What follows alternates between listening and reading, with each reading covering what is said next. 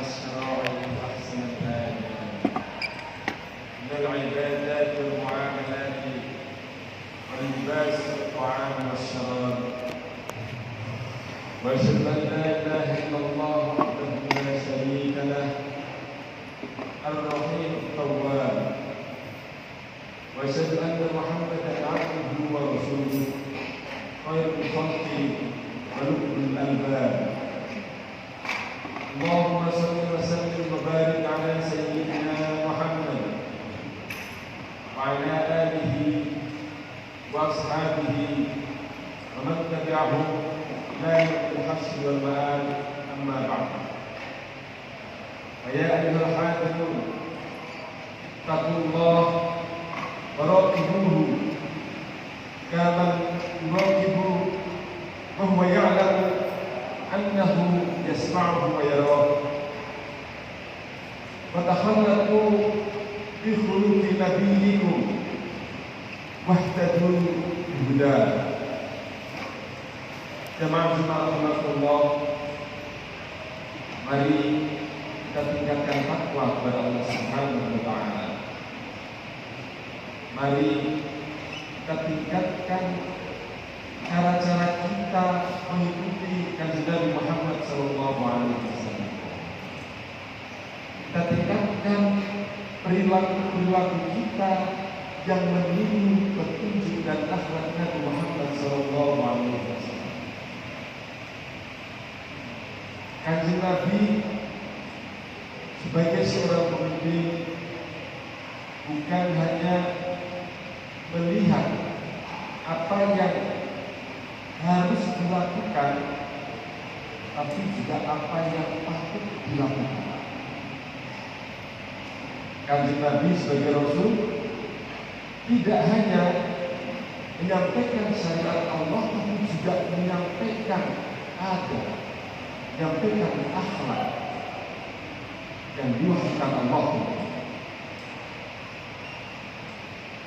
Kanjeng Nabi termasuk orang yang memperhatikan bagaimana tampil. Setiap mau keluar Kanjeng Nabi melihat ke air untuk mengaca atau bercermin, menata jibril. Kita harus bertemu dengan salah seorang pemimpin dari luar, Kanjeng Nabi juga berganti pakaian. Suatu saat ada seorang sahabat bernama Malik bin Abdullah sowan Kanjeng Nabi dengan pakaian yang tidak bagus. Lalu Kanjeng Nabi bertanya, "Kalau kamu punya duit ya, kamu punya harta ya?" Malik bin Abdullah mengatakan dia punya semua. Rasulullah bertanya, "Hartamu apa?"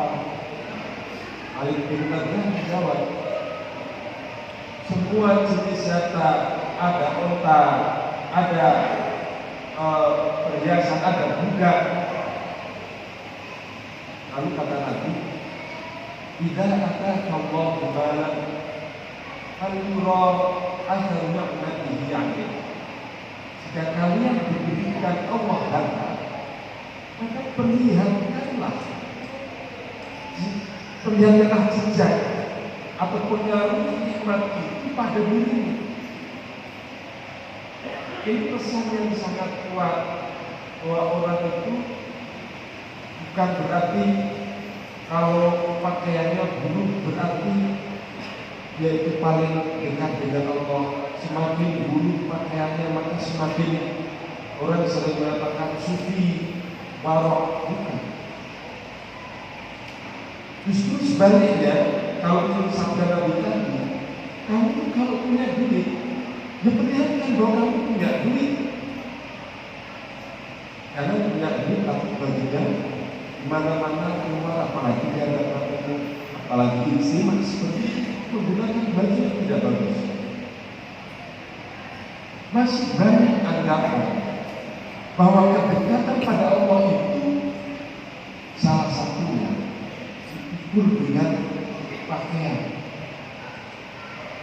Karena misalnya salah satu yang disebut tasawuf itu disebut tasawuf berasal dari kata suf.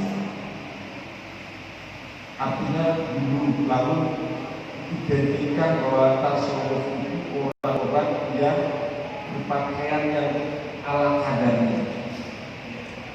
Bukan. Justru pesan Nabi memperlihatkan sebenarnya di dalam setiap istimewa Kanjeng Nabi memerintahkan, misalnya dalam surat Jumat, kami pakai minyak wangi parfum, bukan yang berpenampilan dulu pakai wangian, terutama dalam keadaan kita bertemu dengan orang lain. Lalu jangan makan hal-hal yang baunya menyengat ketika kita bertemu dengan orang lain. Ini pesan-pesan yang menunjukkan bahwa sesungguhnya Rasulullah itu justru sebaliknya memerintahkan kita untuk berpenampilan rapi, berpenampilan harum, tidak ala-ala. Jamaah Jumat, apakah berarti itu bermaksud menyombongkan diri? Tidak. Berpakaian bagus itu bukan menyombongkan diri, tapi justru itu bagian dari ajaran Rasulullah. Yang termasuk menyombongkan diri itu ketika di dalam hati kita pakai pakaian bagus, lalu di dalam hati kita mengatakan, saya paling hebat. Ada perasaan saya paling hebat, saya paling stylish, saya paling bagus pakaiannya. Itu baru sombong di situ. Bukan ketika kita memakai pakaian.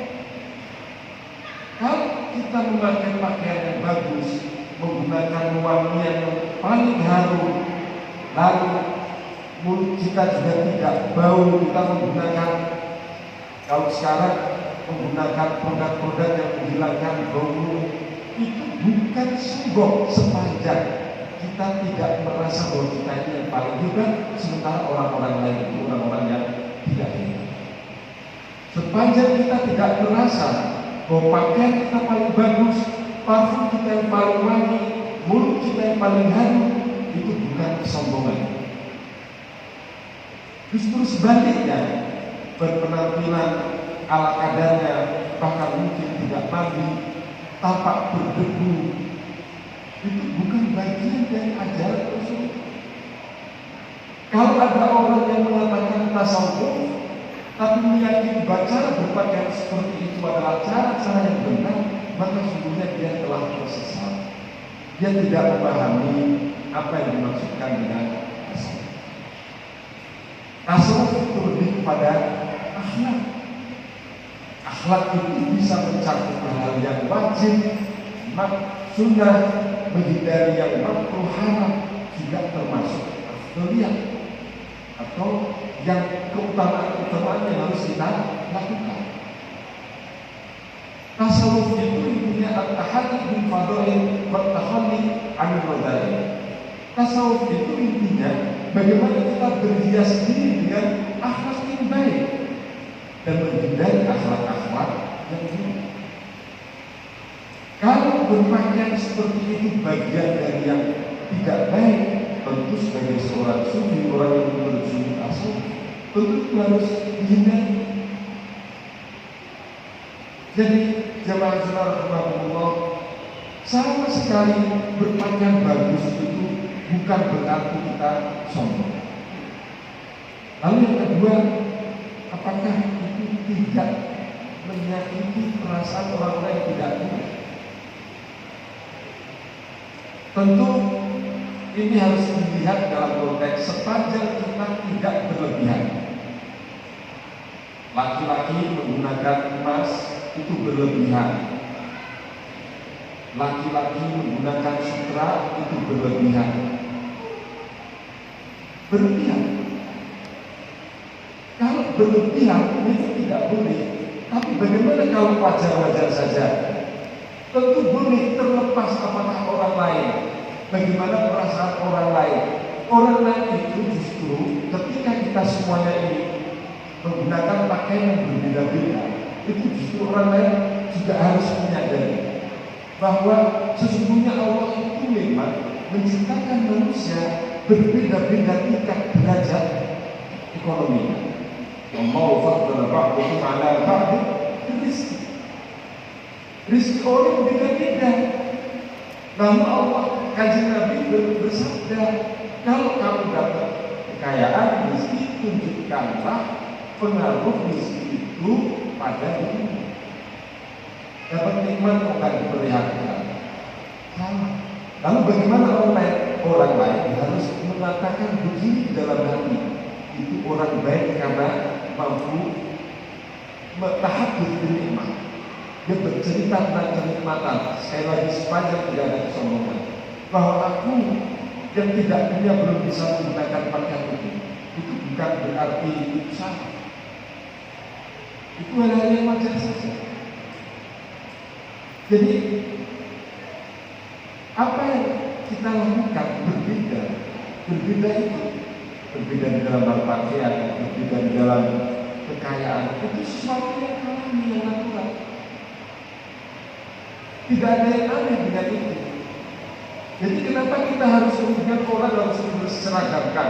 Misalnya supaya sekampung ini tidak ada yang merasa sakit hati karena yang lain tampak lebih kaya daripada yang lain, maka semua pakaian diseragamkan. Itu aneh. Itu aneh. Dan itu tidak mungkin. Manusia itu memang beda jatah rezekinya dari Allah. Kenapa harus dipaksakan sama? Yang perlu kita lakukan justru bagaimana kita masing-masing menata perasaan kita masing-masing.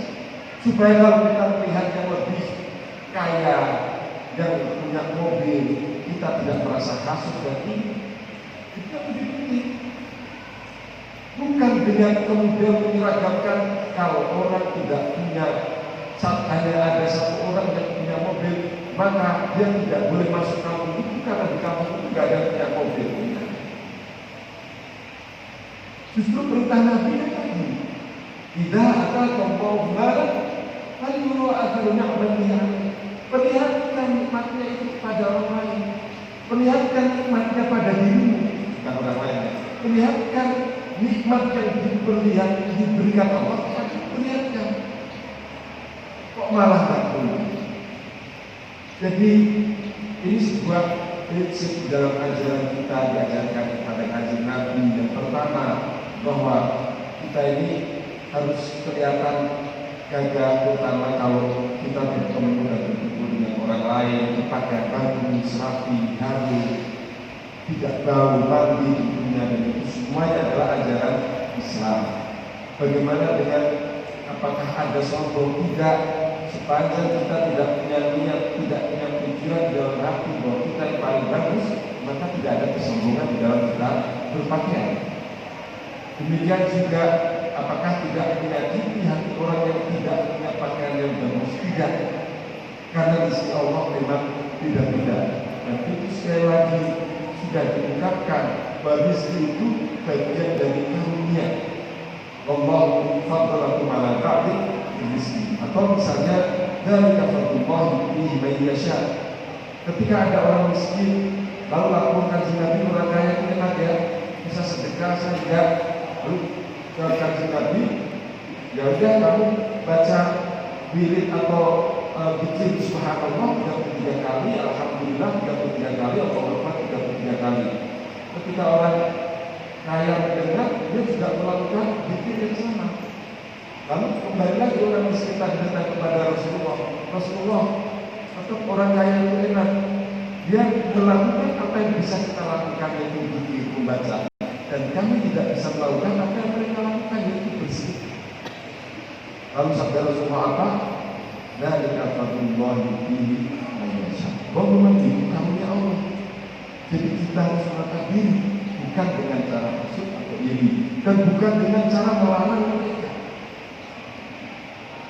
Mudah-mudahan sebelum tentang bahasa ini bermanfaat untuk diri saya dan kita dijadikan orang-orang yang bisa menerima kenyataan, yang bisa berpenampilan sesuai berpenampilan, berakhlak dan bertindak laku sesuai apa yang diajarkan Rasulullah SAW.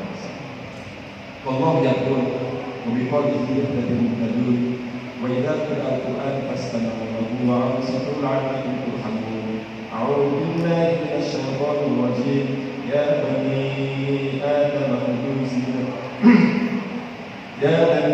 Adam khudhu zinatakum 'inda kulli masjidin wa kulu washrabu wa la tusrifu innahu la yuhibbul musrifin. Barakallahu li wa lakum fil Qur'anil 'azim wa nafa'ani wa iyyakum أقول قولي هذا وأستغفر الله لي ولكم ولسائر المسلمين من كل ذنب فاستغفروه إنه هو الغفور الرحيم.